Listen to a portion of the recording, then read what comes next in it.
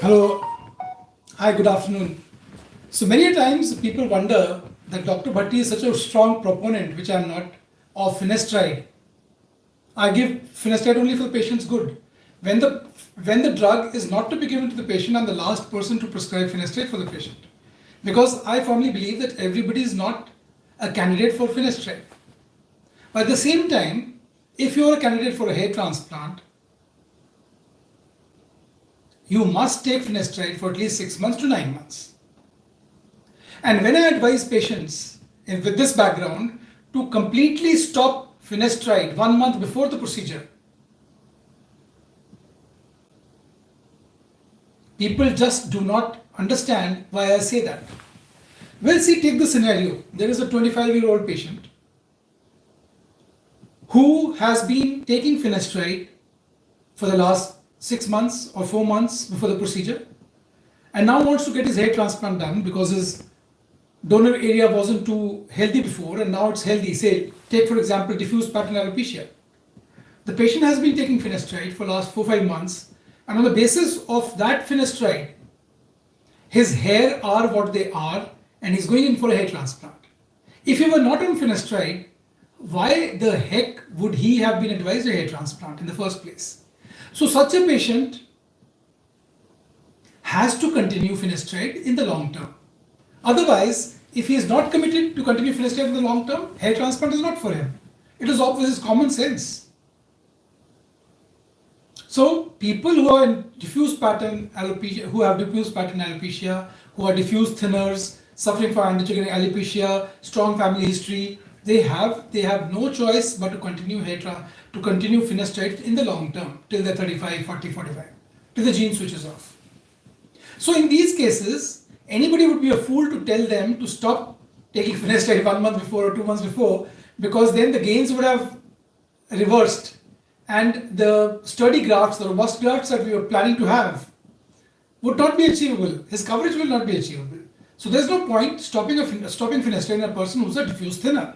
Secondly, a person who's not a diffuse thinner, a person with higher grades of baldness, who's young, say 25, 26, 27, 28, or even 30 in some cases, and he has a clear evidence of ongoing progression to grades 5 and 6 baldness with a very strong family history and a lifestyle that is very modern, eats all the wrong foods, goes to the gym and does only anaerobic exercises, takes whey protein, sleeps at around 3 o'clock in the morning, all the bad habits, lifestyle habits that he has, baldness because of his environmental factors will progress unimpeded. What is the assurance that if we do a hair transplant now, today, and his baldness will not progress further and even involve the donor area?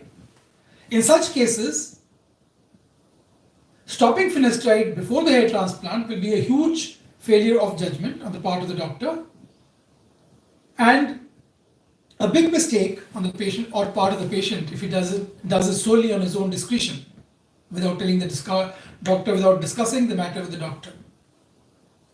Now the people who are say above 30, whose baldness is more or less stable, it is progressing very slowly. Patients who have lower grades of baldness up to grade 4 baldness, people who do not have a family history, strong family history of baldness, these are the people who do not need to take finasteride in the long term. You understand what I'm getting at? So these patients will only take finasteride for about 6 months, 9 months, 1 year, at the most 2 years after the hair transplant. And after that, I will myself tell them to stop it because there's no point taking finasteride when your baldness is stabilized. Your gene is switched off. Your encoding the gene was only till 45 and next year you're going to be 46. So in this case, there is no point continuing finasteride in the long term. But then, whatever hair have been maintained, strengthened by use of finasteride, and if we harvest those grafts during the harvesting process and plant them after stopping finasteride, or when he chooses to stop finasteride, those hair will go back to the original shape, They were miniaturizing in the donor area. We strengthened them by putting them on finasteride. And now once we've planted them, if we stop finasteride, they will wither away, just like morning dew and with the first rays of sunshine in the morning at dawn. So to prevent that from happening, so that we can cherry pick the most robust grafts in their anagen phase, grafts which are not miniaturizing, we tell the patient to stop the finasteride 1 month before, so that using magnification I can make out that these are robust grafts worthy of harvest. In grade 3 and 4, we don't even need so many grafts. Maximum up to 3,000 grafts will suffice. Moreover, if we are taking beard grafts as well, then the problem is even lesser.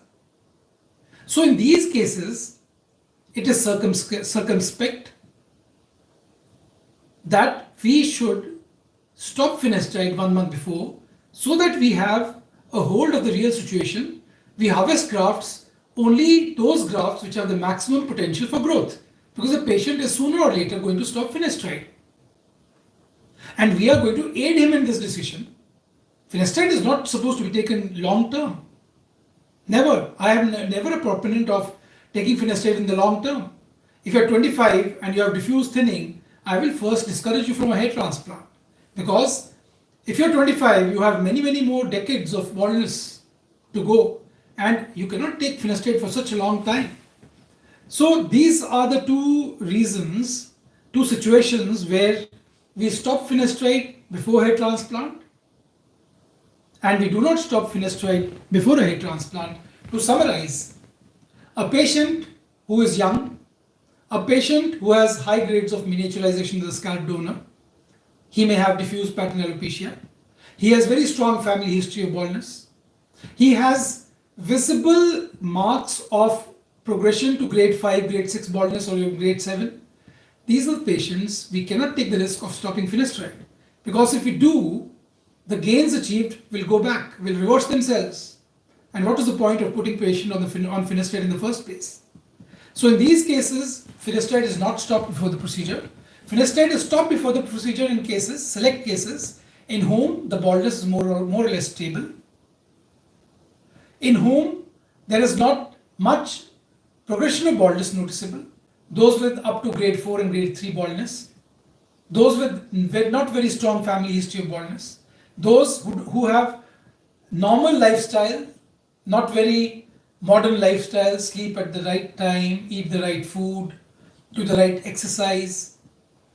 And in these cases, we stop finasteride 1 month before for the reasons that I told you already, so that we get the most robust grafts to harvest, so that the growth is optimal and gets sustained for a long period of time. So these are the do's and don'ts as far as finasteride is concerned before planning a hair transplant surgery. Many doctors unfortunately do not have much of a knowledge, because they are not interested in this field of hair loss medication for hair loss male pattern baldness. So they do not delve too deep into this aspect, which is very crucial, I feel. Controlling your baldness, controlling the progression of the baldness, keeping the patient's objectives in mind, foreseeing how the baldness is going to develop, is much more important than the procedure itself. So if you have any questions about this talk, please let me know. And what topics you would like to cover in tomorrow's live session, do also let me know. And how you like this talk, and anything else you want covered in the next session in the main videos as well, do let me know. I like to listen to my subscribers so that I can make my future talks as informative as I have tried in the past. Thank you for watching again, and God bless you.